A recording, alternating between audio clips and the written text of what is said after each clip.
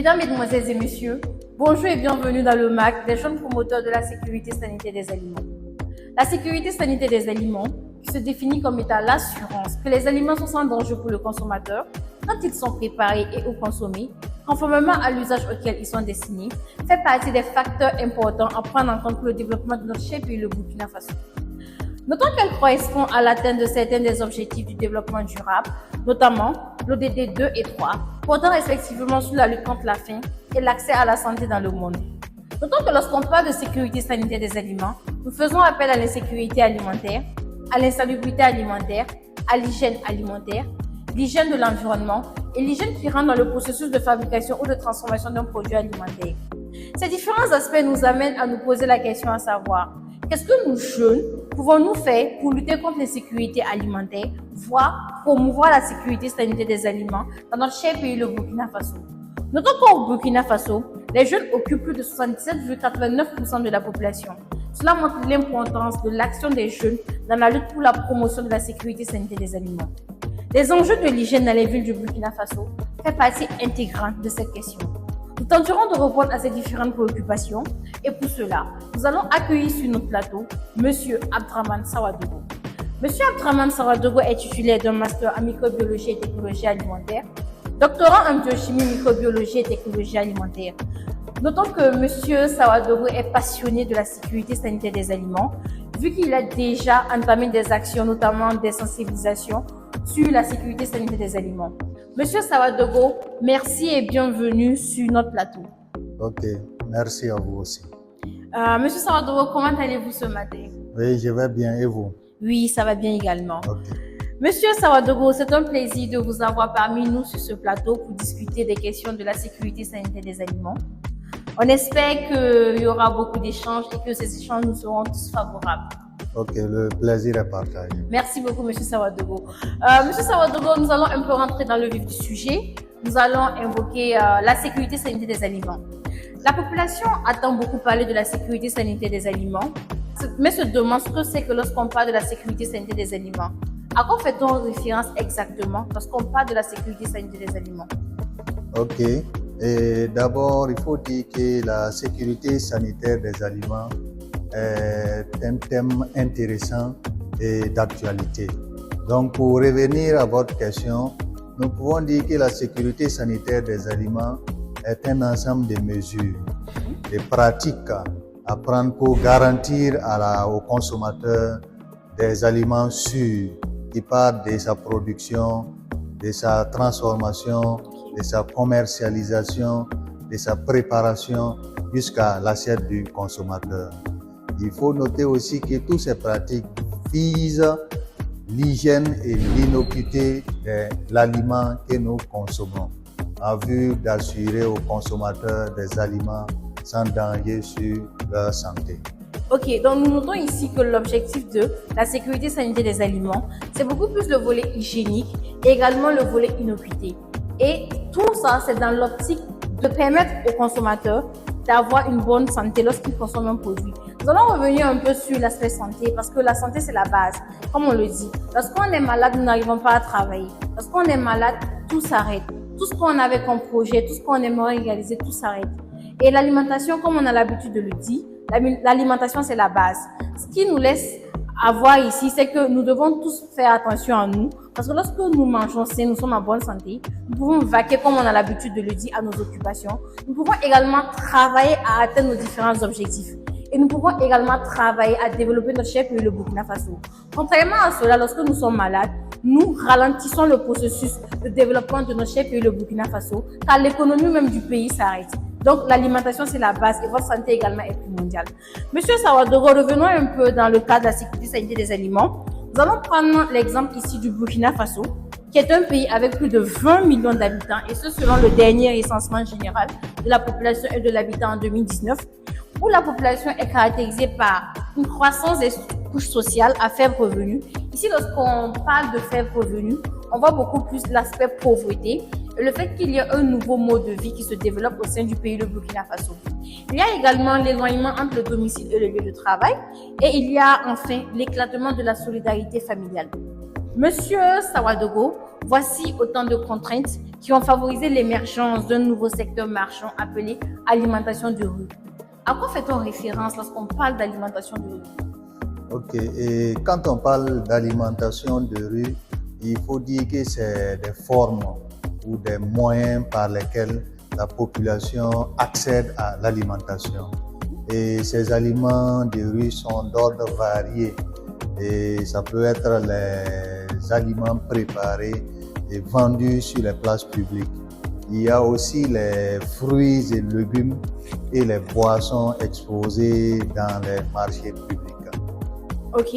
Est-ce que, vu que la population, lorsqu'on revient au niveau des différents acteurs, des différentes actions, excusez-moi du moins, notamment il y a l'éloignement entre le domicile et le lieu de travail. Lorsqu'on prend ce point, et vu qu'au Burkina Faso, nous remarquons que la plupart, plus de la majorité des jeunes, plus de la majorité de la population se retrouvent en train de travailler afin de pouvoir parvenir à leurs besoins, cela les amène à passer le maximum de leur journée au dehors, ce qui les amène à consommer des aliments de rue, si on peut le dire ainsi. Est-ce que la consommation de ces aliments de rue n'a pas d'impact sur leur santé? Ok, donc pour dire la consommation de ces aliments de rue, si les pratiques d'hygiène ne sont pas respectées, cela peut entraîner des maladies aux consommateurs. Ok, donc l'alimentation de rue, c'est intéressant, oui, mais il faudrait que les pratiques d'hygiène soient respectées afin que cela n'ait pas d'impact sur la santé du consommateur. Exactement. Ok, nous allons également aller dans le sens de l'insécurité alimentaire. Et nous tenons ici à préciser que lorsqu'on parle d'insécurité alimentaire, on voit l'aspect quantité, on voit également l'aspect qualité. Mais nous allons plus nous pencher sur l'aspect qualité. Allant dans le sens de l'aspect qualité, est-ce qu'il y a des constats qui ont été faits sur l'insécurité alimentaire ici au Burkina Faso? Ok, et comme constat de la qualité ou du manque d'hygiène des denrées alimentaires rencontrées sur les places publiques, et nous voyons l'exposition prolongée des aliments sur les places publiques sans abri. Et il y a aussi le constat aussi sur le manque d'hygiène des lieux d'approvisionnement de ces aliments de rue. Et à cela s'ajoute l'ignorance ou le manque de bonnes pratiques d'hygiène et de fabrication lors de la transformation de ces produits alimentaires. Et aussi, nous pouvons noter aussi l'inappropriation des meilleurs points de vente pour faciliter des aliments de bonne qualité aux consommateurs. Monsieur Sawadogo, nous avons noté un point intéressant en relation avec les différents éléments que vous avez eu à discuter, notamment le problème d'hygiène. Nous voyons qu'à chaque fois, l'hygiène revient. Lorsqu'on parle de qualité, on voit également l'aspect hygiénique qui revient. Et à chaque fois, l'hygiène revient. Quelles peuvent être les conséquences dues au non-respect de l'hygiène? Parce que lorsqu'on parle d'alimentation côté qualité, on voit que l'hygiène est beaucoup mise à l'avant par rapport aux autres aspects. Ok. Et concernant l'hygiène des produits que nous consommons, il faut noter que le manque d'hygiène peut entraîner des maladies. Notamment, ça peut être la fièvre typhoïde due à l'ingestion des aliments malsains. Il y a aussi le choléra qui est dû à la manipulation des aliments malsains. Et ces maladies partent en général des diarrhées les plus simples qu'on peut qualifier de toxi-infections alimentaires. Il faut noter aussi que l'ingestion des aliments malsains peuvent entraîner des indigestions qui peuvent entraîner souvent des vomissements et des diarrhées prolongées. D'accord. Lorsqu'on revient au niveau du cas des diarrhées prolongées, est-ce qu'il y a la possibilité que lorsque cette diarrhée, du moins, est prolongée, est-ce que ça peut entraîner la mort de la personne qui subit en fait l'effet de la diarrhée? Ok, il faut dire que les diarrhées prolongées peuvent entraîner la mort du consommateur. Et en ce moment, on peut les qualifier de diarrhée chronique. D'accord. Est-ce qu'il y a la possibilité d'avoir d'autres maladies à long terme? Oui, et à long terme, il faut dire que l'ingestion de ces aliments malsains peuvent entraîner le cancer pour le consommateur. Donc, nous notons qu'à court terme, on peut avoir la diarrhée qui, s'il continue, s'il persiste, nous pouvons mourir par la suite. Ouais. Également, à long terme, nous pouvons avoir également le cancer. Donc, dans les deux cas, nous voyons que ce soit à court terme, que ce soit à long terme, l'idéal serait de travailler à manger des aliments sains. Et du coup, les règles d'hygiène doivent être respectées tout au long du processus de transformation ou de préparation d'un produit alimentaire. Et cela incombe tous les acteurs allant dans ce sens-là. Monsieur Sawadoro, voyant la gravité de la situation, est-ce que vous pouvez formuler des solutions concrètes afin d'éviter les maladies, les types de maladies que vous avez eu à énumérer? Il faut également savoir que selon la FAO et l'OMS, chaque année, plus de 600 millions de personnes sont touchées par environ 200 types de maladies d'origine alimentaire. Ce qui est déplorable, c'est que ces maladies sont responsables d'environ 420 000 décès. Ce qui est encore plus déplorable, c'est que les personnes les plus vulnérables touchées sont les enfants et les personnes âgées. Oui, et effectivement, il faut d'abord dire que la sécurité sanitaire des aliments de nos jours est une préoccupation de santé publique. Et comme recommandation ou solution que nous pouvons formuler. Et d'abord, au niveau des consommateurs, ils doivent être exigeants quant à la qualité des aliments qu'ils consomment et exigeants aussi quant au lieu d'approvisionnement de ces aliments. Et le consommateur ne doit pas se fier sur la qualité physique de l'aliment, notamment les belles emballages, les étiquetages ou un aliment gros ou beau à voir dans les yeux. L'aliment doit les procurer la santé.